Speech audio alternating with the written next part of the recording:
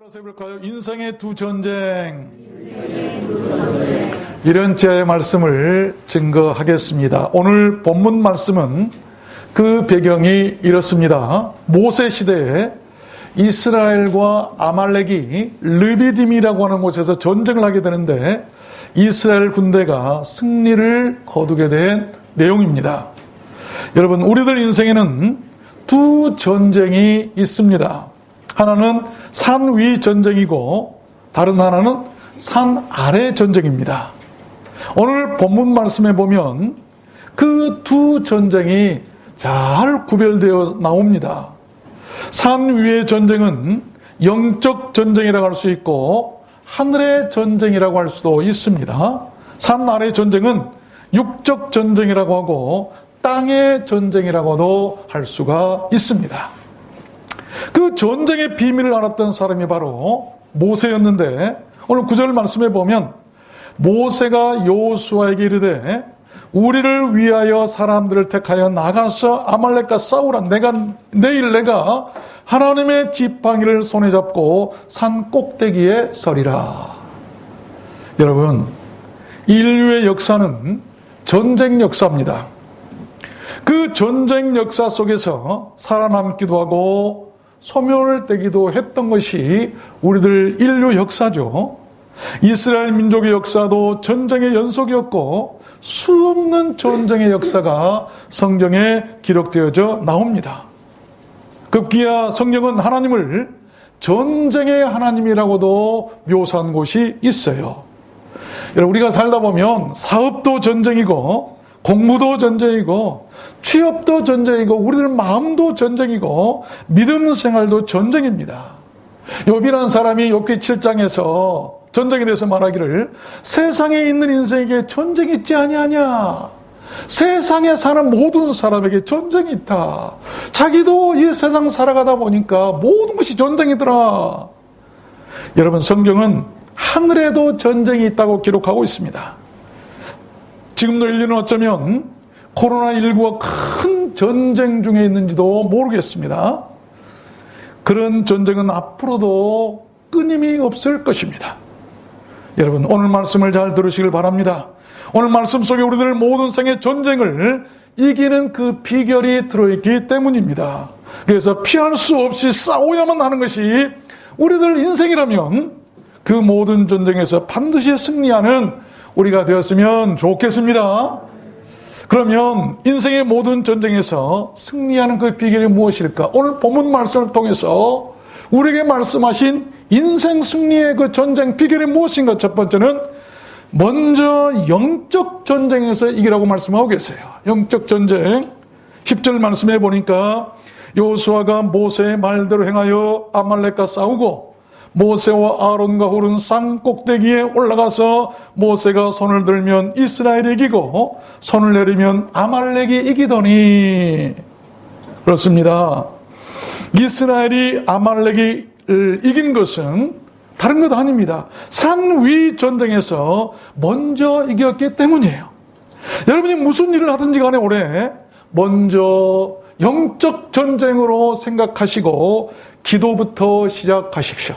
모든 인생의 시작은 전쟁한다는 마음으로 각오를 가지고 나가야 우리가 이길 수 있지, 쉽게 인생 살아가려다는 다 실패할 수밖에 없어요. 먼저 영적 전쟁에서 이겨야 세상 전쟁도 이길 수 있음을 꼭 믿으시기를 바랍니다. 모세의 산위 전쟁은 영적 전쟁이었어요. 그 전쟁은 바로 기도 전쟁이었다는 것이죠. 기도의 손이 내려갈 때는 패했고 기도의 손이 올라갈 때는 이기더라라고 하는 것은 우리에게 큰 교훈을 준 말씀이 아닐 수가 없어요. 영적 전쟁. 전쟁은 잘 준비하고 많은 계획과 그리고 많은 준비 가운데서 이루어져야 이길 수 있어요. 전쟁 쉽게 생각하다는 다 무너질 수밖에 없어요. 우리 모든 인생의 삶이 그렇다는 것이죠. 사도행전 12장에 보면 초대교회 때 그 영적 전쟁 예가 나오죠. 베드로가 복음을 전하다가 옥에 갇히게 됐어요. 교회는 그를 위해서 간절히 기도했다고 성경은 이렇게 기록합니다. 헤롯이 이제 베드로를 죽이려고 그 전날 밤에 베드로가 두 군사 사이에 그 틈에서 쇠사슬에 매가지고 누워서 잠을 자고 있는데 호련히 주의 천사가 나타나서 베드로의 옆구리를 쳐 깨우면서 급히 일어나라고 하죠. 그때 여러분, 하나님의 영이, 하나님의 영적인 힘이, 하나님의 도우심이 임할 때 여러분 그 손에서 쇠사슬이 벗어졌더라. 베드로가 나와서 따라갑니다. 문이, 여러분 쇠문이, 옥문들이 저절로 막 열리기 시작한 거예요. 베드로가 길 밖으로 나오자 천사는 따라갔습니다. 베드로는 당시 에베소서로 사용했던 그 요한의 어머니 마리아의 집으로 갑니다. 그 집에 갔더니 요한의 어머니 마리아의 집에 가니 여러 사람이 모여서 praying, 기도하고 있더라. 이것이 우리에게 영적 전쟁에 대한 교훈이에요. 우리가 어려운 일을 당하고 힘들 때 그 모든 착고나 손에 쇠사슬이나 우리를 가로막고 있는 모든 옥문이나 쇠문들이 열려지게 하는 것은 기도였다고 하는 것이죠. 기도. 여기 모여서 기도하더라. 이 모여서 gather라고 하는 이 말은 막 끌어모은다 라는 말이 있지만 또 이삭을 줍듯이 하나하나 다 주어서 모은다. 기도라고 하는 것은 알곡 이삭들을 하나하나 주어서 모아놓은 단체가 교회고 그것이 바로 기도 모임이에요. 집결시키고 단으로 묶는 것처럼 정신 차리고 긴장해서 모여서 하는 것이 기도예요. 기도는 혼자 하는 기도였지만 강력한 기도는, 영적 전쟁은 혼자 하는 것이 아니에요. 싸움도 전쟁도 혼자 하는 것이 아니에요. 지휘관이 있어야 되고 병사들이 있어야 되고 여러분 다 조직이 있어야 되는 것이죠. 모여야 되죠. 걔들한 말이 바로 그 말 아니겠어요? 어쩌면 마지막 때에 가보면요, 교회는 알곡들을 하나하나 주어서 이삭을 줍듯이 주어가지고 모아놓은 것이 진짜 교회예요. 우리가 그런 교회의 모습을 갖춰야 돼요. 고린도후서 10장에서 바울이 이렇게 얘기하죠. 우리의 싸우는 병기는 육체에 속한 것이 아니고 오직 하나님 앞에서 견고한 진을 파하는 강력이라. 육체의 싸움이 아니, 교회 안에서 육체의 싸움, 그 마귀들이 하는 것들이죠. 우리가 하는 것은 영적 싸움인데, 하나님 앞에서 하는 싸움인데 견고한 진을 파하는, 깨뜨리는 강력이다. 여러분, 마귀나 모든 악한 영들의 모든 진을 깨뜨리고 그 전쟁에서 승리하도록 하는 그 강력이 뭔가, 강력. 이것이 바로 기도로 가는 것이죠. 기도가 강력한 힘이 있다고 하는 그 말씀 아니겠습니까? 전쟁요, 그거 지면 비참한 거예요.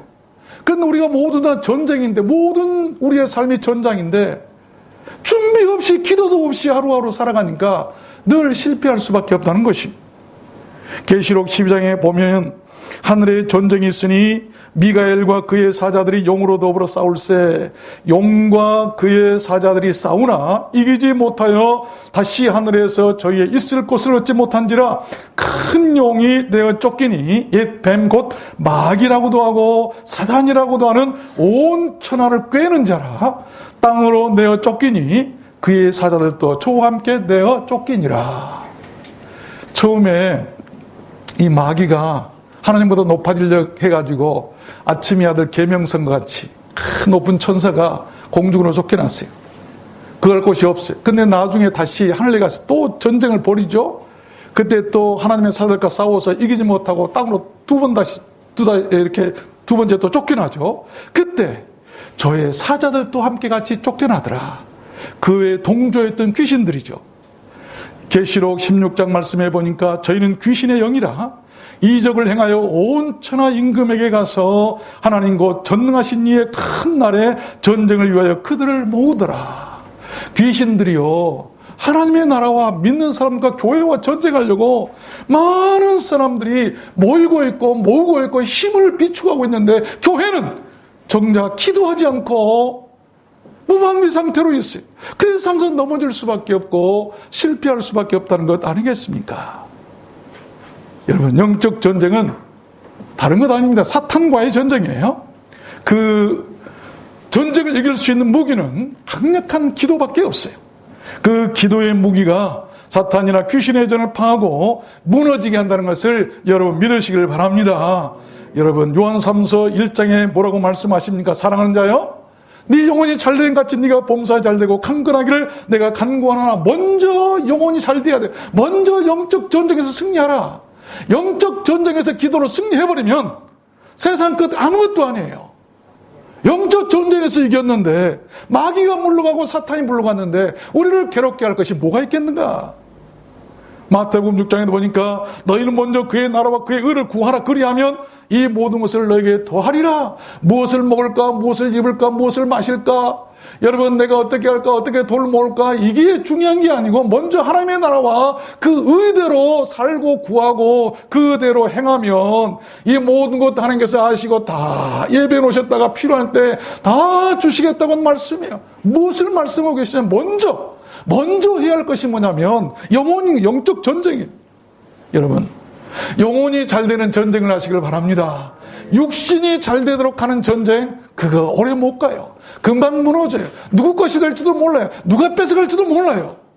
그러나 영혼이 잘 되는 전쟁을 해서 영혼이 잘 되면 영혼이 잘 되는 사람의 그 모든 소유나 모든 재산이나 그의 모든 것들은 그 누구도 뺏어갈 수가 없는 거예요. 영혼이 잘 됐기 때문이에요. 하늘이고 땅이고 교회고 사회고 가정이고 내 마음속이고, 여러분 전쟁은 끝이 없어요. 먼저 영적 전쟁에서 이기시길 바랍니다. 그 무기는 기도라고 말씀을 드렸습니다. 그래야 세상을 이기고 마귀도 이기고 나를 이기고, 그래야 범사가 잘 되고, 그래야 강건하고, 그래야 천국 갈 수 있지 않겠습니까? 여러분 모두 그렇게 되시기를 주님의 이름으로 축원합니다. 두 번째입니다. 인생의 모든 전쟁에서 승리하는 비결은 무엇인가? 오늘 아말렉과의 전쟁에서 이스라엘 백성들이 이길 수 있었던 것은 동역자죠. 동역. 그래서 반드시 전쟁은 동역자가 있어야 해요. 교회는 동역자가 있어야 되는 것이죠. 12절 말씀해 보니까 모세의 팔이 피곤함에 그들이 돌을 가져다가 모세 아래에 놓아 그로 그 위에 앉게 하고, 아론과 훌이 하나는 이 편에서 하나는 저 편에서 모세의 손을 붙들어 올렸더니 그 손이 해가 지도록 내려오지 아니하는지라. 여호수아가 칼날로 아말렉과 그 백성을 쳐서 다하니라. 여호수아가 산 아래 가서 아말렉과 전투에서 칼로 파하고 이기며 승리합니다. 그런데 자기가 잘났다고 자기가 힘자랑해서 된 것이 아니고 그 배후에서 기도하고 있는, 그 영적 전쟁에서 지금 기도 전쟁하고 있는, 그것이 바로 승리했다고 하는 그 동역 관계를 잘 말씀해 주고 계세요. 여러분, 저는 그런 마음이 있으면 좋겠어요. 여러분 부모들이 자식들이 들어나가서 세상에 나가서 일하고 또 공부하고 할 때 그 산 위에 영적 전쟁에서 배후에서 부모들이 기도하고 그들을 위해서 하나님께 간구하고 도움을 요청한다고 한다면 여러분 자녀들은 나가서 승리하게 될 것입니다. 그런데 뒤에서 기도하는 사람이 없어요. 여러분 교회도 마찬가지예요. 주의 종들이 기도할 수 있도록 해야 돼요. 좋은 마음으로 기도할 수 있도록 만드세요. 그래야 여러분들에게 유익이 되는 거예요. 그렇지 않겠습니까? 여러분, 세상을 혼자 살아갈 수 없듯이 전쟁도 혼자 할 수 없습니다. 지팡이로 홍해를 갈랐던 모세도 어쩔 수 없이 인간고로 지치고 피곤할 수밖에 없었어요. 그때 그에게 필요했던 것이 무엇입니까? 그를 도울 수 있는, 그 연약해진 힘을 도울 수 있는 바로 동역자였어요. 하나님께서는 그것을 아시고 아론과 훌을 그의 동역자들로 모세에게 붙이셨던 것이죠. 그들은 모세의 기도의 손이 피곤치 않도록 도왔어요. 그것이 바로 동역 아니겠습니까? 동역의 가장 중요한 그 스피릿, 그 정신은 그렇게 상대를 피곤치 않도록 돕는 것입니다. 올해는 우리들 모두 그런 동역자 정신으로 서로에게 힘이 되어주는 한 해가 되었으면 좋겠습니다. 그림 이야기를 하나 하겠습니다. 시몬과 페로라고 하는 제목의 그 실화를 바탕으로 한 그림인데, 여러분 혹시 알고 계실지도 모르겠어요. 루벤스라고 하는 화가가 그린 그림이에요. 그 그림을 보면 오해를 날 수가 있어요. 한 늙은 남자가 혼신을 다해서 가슴이 푹 마른 젊은 여인의 젖을 빨고 있는 그런 그림입니다. 그 그림이 처음 공개됐을 때 사람들은 아니 어떻게 저런 추하고 변태적인 그림을 박물관에 걸어놓을 수 있느냐라고 비난했다고 그래요. 그러나 그 그림의 배경을 안 다음에는 모두 그 그림 앞에서 숙연해지고, 지금도 여행객들이 그 그림 앞에 서면 모두 다 경의를 표한다고 그래요. 그 그림의 배경이 이렇습니다. 나이 많은 시몬이라고 하는 로마의 한 정치가가 반국가 음모를 꾸미다가 발각되어서 왕에게 사형 언도를 받습니다. 왕은 그에게 사형이 집행될 때까지 음식이나 물 한 방울 주지 않도록 명했어요. 그 노인은 감방에서 굶주리다가 임종이 다가옵니다. 그 사실을 그의 가족들에게 알리자 아버지가 곧 돌아가실 것 같다는 소식을 들은 그의 딸이 해산한 지 얼마 되지 않은 그 무거운 몸을 이끌고 감옥으로 달려갑니다. 그 딸의 이름이 바로 페로, 그래서 시몬과 페로라는 그림의 제목이에요. 물 한 방울 반입이 금지되었음에 음식 하나 들고 가지 못하고 맨몸으로만 면회가 허락됩니다. 앙상하게 말라 죽음 직전인 아버지의 몰골을 본 그 젊은 딸은 간수들이 보는 앞에서 부끄러움 없이 오열하면서 가슴을 풀어헤쳤어요. 그리고 산으로 불어난 젖을 아버지의 입에 물립니다. 아버지는 그 젖을 빨아먹고 가까스로 회생을 하게 되죠. 그 사실이 나중에 국왕에게까지 알려집니다. 그러나 국왕은 그 소식을 듣고 벌을 내리지 않고 그 형성스러운 딸의 행위를 가상 여겨서 그 아버지를 풀어주게 되었답니다. 그 사실을 바탕으로 한 그림이 바로 시몬과 페로라고 하는 그림이에요. 여러분, 위험을 무릅쓰거나 자기 치부를 드러면서까지 그렇게 자기 가까운 사람을 살리는 것, 동역이란 바로 그런 것 아니겠습니까? 그 원리 아니겠습니까? 우리는 모두 주 안에서 가까운 사람들이에요. 특별히 교회에 모두 다 형제 자매들이라고 아주 가까운 칭호를 가지고 서로 대합니다. 사람들은 가끔 진실을 알지도 모르면서 단지 눈에 보이는 것만으로, 단지 듣는 것만으로 판단하거나 오해하고 남을 비난하고 모함해서는 안 되는 것이죠. 시몬과 페로라는 그 그림이 주는 교훈이 무엇이겠습니까? 사람들의 선입견이 얼마나 무섭고 많은 오류를 낳을 수 있는지 새삼 느끼게 하는 것 아니겠습니까? 저는 사역자로서 성경에서 참 읽을 때마다 부러운 곳이 한 곳이 있어요. 그 중에 한 곳이 바로 로마서 16장인데 거기에 특별한 사람들이 나오죠. 사도 바울의 동역자들의 이름들이 쫙 기록되어 나와요. 그 3절에 보니까 너희는 그리스도 예수 안에서 나의 동역자들인 브리스가와 아굴라에게 문안하라. 저희는 내 목숨을 위하여 자기 목이라도 내어 놓았나니 나뿐 아니라 이방인의 모든 교회도 저희에게 감사하느니라. 또 13절을 보니까 주 안에서 택하심을 입은 루포와 그 어머니에게 문안하라. 그 어머니는 곧 내 어머니니라. 두 부부가 바울 사도의 목을 대신해서 죽을 수 있는 그런 사람, 그 바울 사도뿐만 아니라 모든 교회를 위해서 그렇게 일했다는 것이죠. 또 어떤 사람은 이 루포와 그의 어머니 부자지간에 마치 바울 사도는 홀로였거든요. 자식도 없고 결혼도 않고 혼자 사는 사람이에요. 그런데 그를 위해서 어머니 노릇을 해준 사람이 있었다. 1절도 보면 내가 갱그리아 교회 일꾼으로 있는 자매 베베를 전거하노니 너희가 주 안에서 성도들이 합당한 애절로 그를 영접하고 무엇이든지 그에게 소용되는 바를 도와줄지니 이는 그가 여러 사람과 나의 보호자가 되었습니다. 어떤 사람은 그를 보호해주는 사람이 되었고, 어떤 사람은 그의 어머니가 되어주었고, 어떤 사람은 그의 목이라도 대신 되어져서 그를 지켜줄 수 있는, 살려줄 수 있는 그런 동역자들이 있었어요. 물론 바울은 훌륭한 사역자였기에 그런 동역자들이 많이 있었겠습니다만 그래도 저는 왠지 좀 부러웠어요. 솔직한 심정이. 그런데 지금은 아닙니다. 못났어도 인정해 주시고 속상하고 실망해도 떠나지 않고 곁에 계시며 늘 염려해 주시고 물심양면으로 격려해 주시고 기도해 주시는 여러분과 같이 훌륭한 동역자님들이 계시기 때문이에요. 진심입니다. 정말 이제는 내가 잘못 생각했구나. 부러운 게 아니라 하나님께서 저에게도 나에게도 이렇게 훌륭한 동역자들을 보내주셨는데 왜 내가 이것을 부러워했는가라고 하면서 내 자신의 좀 부끄러움과 초라함을 느껴볼 때도 있어요.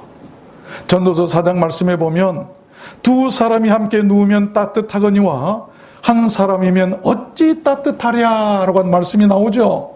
여러분, 서로에게 따뜻함이 되어주는 것, 그것이 저는 동역이라고 생각합니다. 우리들 두란노 소원교회가 그렇게 서로에게 따뜻함을 주는 동역자들의 교회였으면 좋겠습니다. 유다 같은 동역자는 있어서는 안 되죠. 같이 있으면서 배신하고 거짓말하고 속이고 모함하는 그런 동역이 아니고 서로 따뜻하게 해주는, 이게 진짜 동역이다. 그럴 때 교회는 마귀도 이기고 평안하고 부흥하고 모든 전쟁에서 승리하게 될 줄로 믿습니다. 만약 모세 혼자 전쟁하라고 기도하라고 그랬다고 한다면 그 전쟁 실패할 수밖에 없었어요.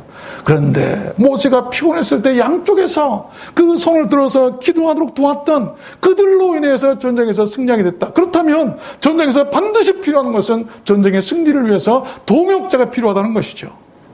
세 번째입니다. 마지막입니다.